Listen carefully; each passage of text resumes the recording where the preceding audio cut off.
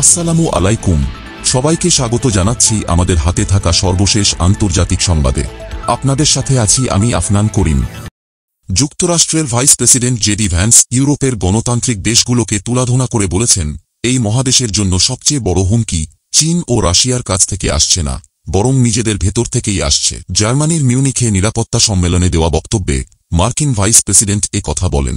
আশা করা হয়েছিল JD Vance এ বক্তৃতায় ইউক্রেন যুদ্ধের অবসানে সম্ভাব্য আলোচনার কথা বলবেন। তবে জেডি ভ্যান্স বক্তব্যের বেশিরভাগ জুড়ে যুক্তরাজ্য সহ ইউরোপের সরকারগুলোকে দোষারোপ করেন। ভ্যান্সের অভিযোগ, ইউরোপের গণতান্ত্রিক দেশগুলো তাদের মূল্যবোধ থেকে সরে আসছে। অভিবাসন ও বাকস্বাধীনতা নিয়ে ভোটারদের উদ্বেগ রয়েছে।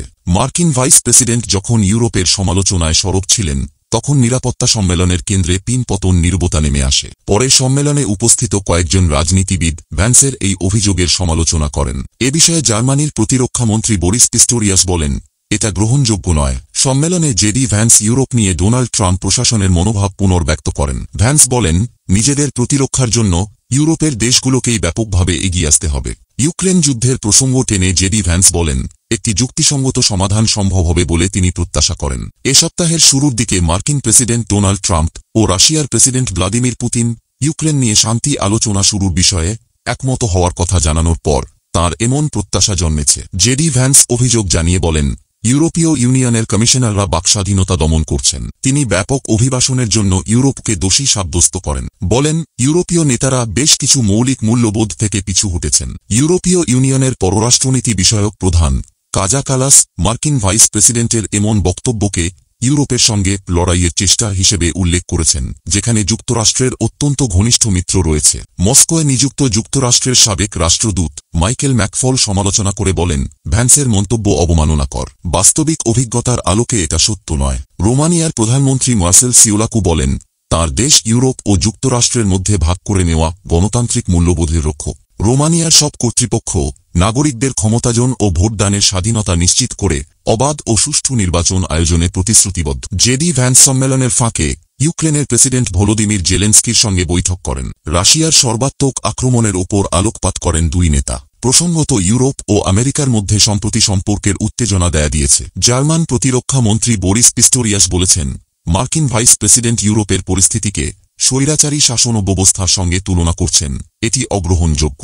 তিনি আরও বলেন, এটি সেই ইউরোপ নয় যেখানে আমি থাকি। এটি সেই গণতন্ত্র নয় যেখানে আমি নির্বাচন পরিচালনা করি। ভ্যান্সের মন্তব্যের সমালোচনা করেছেন মার্কিন সিনেটর অ্যান্ডি কিমো। তিনি বলেন, ভ্যান্সের বক্তব্য ইউরোপীয় নেতাদের মধ্যে উত্তেজনা বাড়াবে এবং আমাদের শত্রুদের উৎসাহিত করবে। তারা দেখবে যে আমেরিকা বিভক্ত ও দুর্বল। কিম মনে করেন, এমন বক্তব্য আন্তর্জাতিক সম্পর্কের জন্য ক্ষতিকর হতে পারে, বিশেষত ইউক্রেনের পরিস্থিতি নিয়ে যখন বিশ্ব জুড়ে আলোচনা চলছে। সম্মেলনে আলোচনার মূল বিষয় ছিল ইউক্রেন ও রাশিয়ার যুদ্ধ। ভ্যান্স ও অন্য মার্কিন কর্মকর্তারা ইউক্রেনের প্রেসিডেন্ট ভলোদিমির জেলেনস্কির সঙ্গে বৈঠক করেন। বৈঠকে ইউক্রেনের স্বাধীনতা ও শান্তির জন্য স্থায়ী সমাধান নিয়ে আলোচনা হয়। ভ্যান্স বলেন, আমরা চাই যুদ্ধ থেমে যাক, তবে শান্তি হতে হবে স্থায়ী ও নিরাপদ, যাতে ইউরোপ ভবিষ্যতে আবার সংঘাতে না জড়ায়। ইউক্রেনের প্রেসিডেন্ট জেলেনস্কি জানান, তারা ইউক্রেনের বিরুদ্ধে রাশিয়ার আক্রমণ থামানোর জন্য কাজ করবেন এবং শান্তি প্রতিষ্ঠার জন্য পরিকল্পনা করবেন। ভাইস প্রেসিডেন্ট হওয়ার আগে ভ্যান্স ইউক্রেনকে সাহায্য করার বিরুদ্ধে অবস্থান নিয়েছিলেন, তবে এখন তিনি কিছুটা পরিবর্তিত মনোভাব পোষণ করছেন। তিনি বলেন, আমরা ইউক্রেনের সার্বভৌমত্বের জন্য শান্তি চাই। ইউরোপীয় নেতারা ভ্যান্সের বক্তব্যের প্রতি তাদের উদ্বেগ প্রকাশ করেছেন। জার্মান প্রেসিডেন্ট ফ্রাঙ্ক ওয়াল্টার স্টেইনমাইয়ার বলেছেন, নতুন আমেরিকান প্রশাসনের দৃষ্টিভঙ্গি আমাদের থেকে অনেকটাই ভিন্ন, যা প্রতিষ্ঠিত নিয়ম, সহযোগিতা ও আস্থার প্রতি কোনো শ্রদ্ধা রাখে না।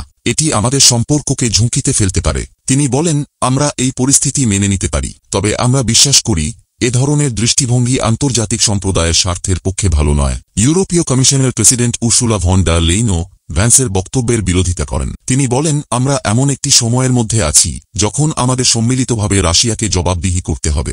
ইউক্রেনের জন্য আমরা কোনো শর্তহীন শান্তির পরিকল্পনা চাই না, কারণ এটি ইউক্রেনের জনগণের জন্য ক্ষতিকর হবে। এদিকে জার্মান পররাষ্ট্রমন্ত্রী আন্নালেনা বেয়ারবক বলেন, যে কোনো শান্তি আলোচনা যদি ইউক্রেন ও ইউরোপীয়দের অংশগ্রহণ ছাড়া হয়, তা নিরাপত্তা দিতে পারবে না। তার মতে, ইউক্রেনের ভবিষ্যৎ নিয়ে কোনো সিদ্ধান্ত নেওয়ার আগে অবশ্যই মতামত নেওয়া গুরুত্বপূর্ণ।